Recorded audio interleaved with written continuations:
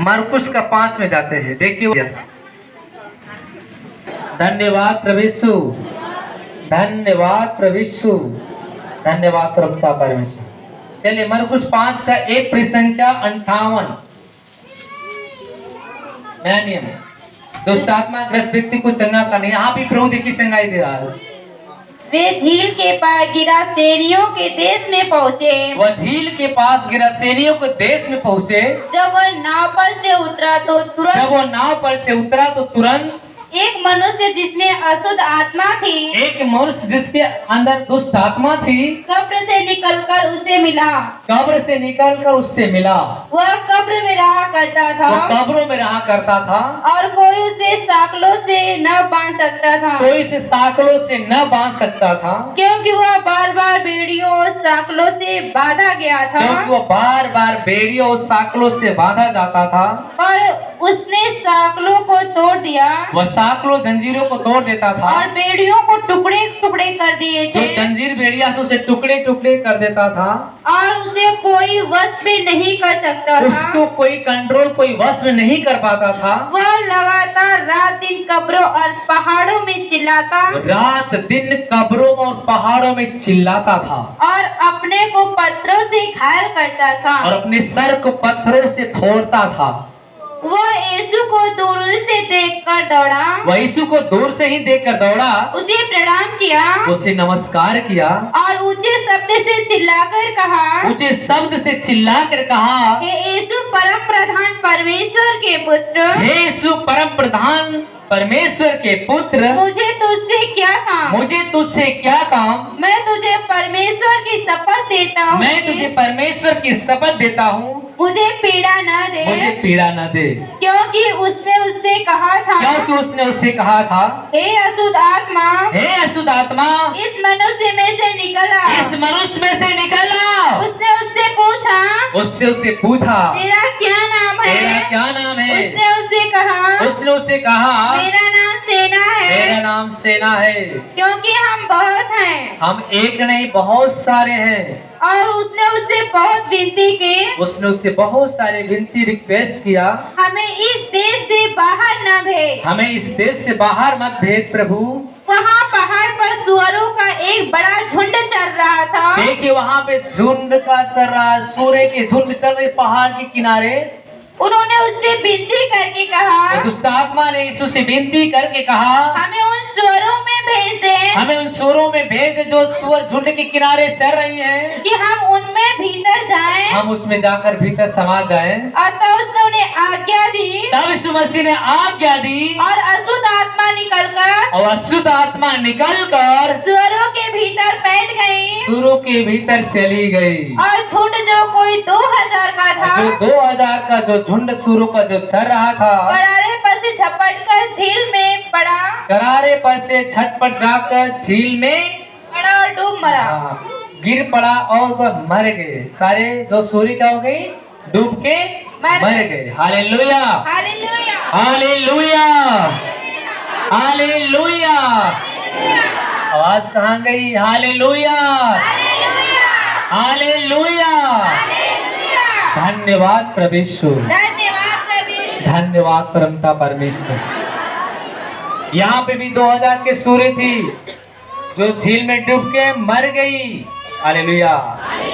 आगे, उनके चरवाहे ने भागकर नगर और गांव में, उनके चरवाहे जो थे भागकर उस नगर उस गांव में समाचार सुनाया, और जो हुआ था लोग उसे देखने आए, यीशु के पास आकर वे उसको जिसमें दुष्ट आत्मा थी, जिसके अंदर दुष्ट आत्माएं थी, अर्थात जिसमें सेना समाई थी, जिसमें वो सेना समाई हुई थी शैतान की, कपड़े पहने और सचेत बैठ देखकर डर गए, कपड़े पहनकर सचेत होकर बैठ गए।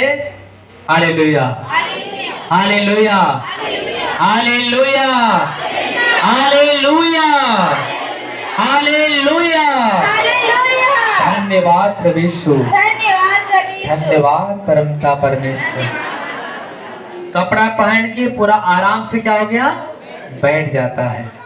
सचेत बैठकर लोग देखकर डर गए। उस मनुष्य को देखकर लोग क्या हो गए? डर गए। देखने वालों ने उसका, जिसमें दुष्ट आत्मा थी, देखने वाले ने उस दुष्टात्मा जो उसके अंदर थी, और सूरों का पूरा हाल उनको कह सुनाया।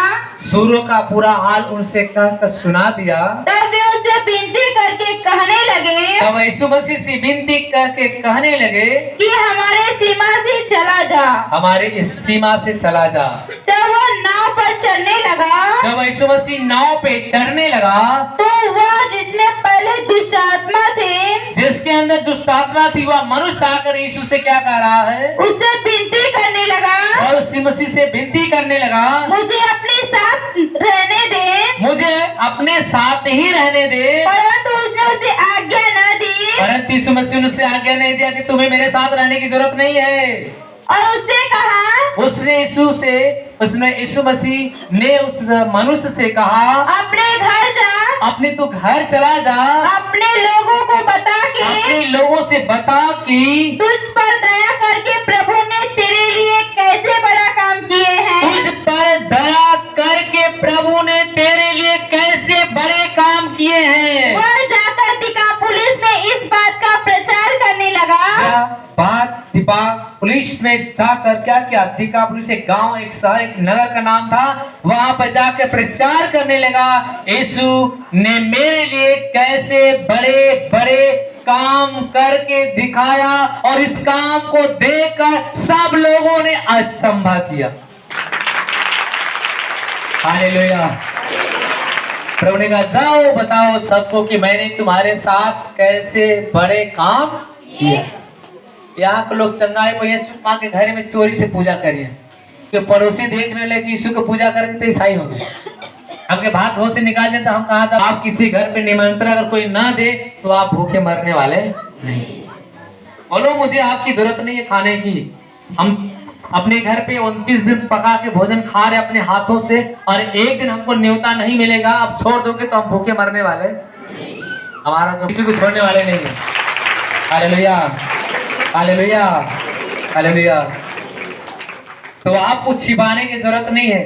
अगर मैं 10 साल पहले आकर यीशु मसीह के नाम को पाया, अगर मैं कोठरी में बैठकर एक ही रूम में प्रार्थना करता, तो क्या इतने लोग हमारे बीच में बैठते?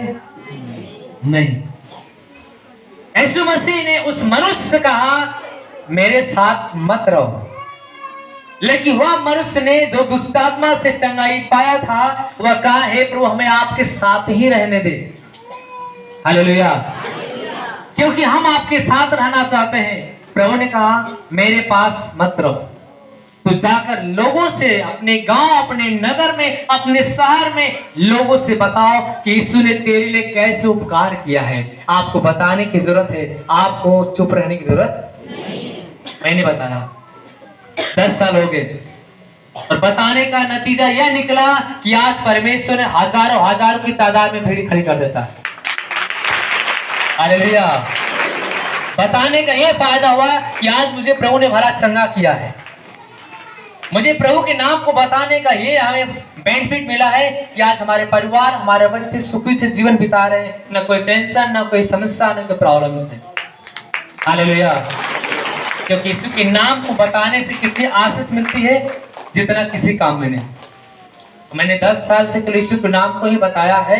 यीशु एक सच्चा खुदा है, यीशु एक सच्चा परमेश्वर का बेटा है, जो हमें आपसे प्यार करता है, जो हमें आपको बचाना चाहता है, जो आपकी बीमारी से, आपको गरीबी से, आपके दुष्टात्माओं से आपको बाहर निकालना चाहता है। जैसे दुष्टात्मा ने उस शरीर को छोड़ा तो कहा, मुझे नरक कुंड में न भेजे, सूरों के झुंड में बैठ हम चले जाएंगे। फिर उन्होंने कहा, चला जा, क्योंकि तू सूरों के झुंड में जाने के लायक क्या हो, तेरे लिए कोई जगह तो नहीं। Hallelujah, hallelujah.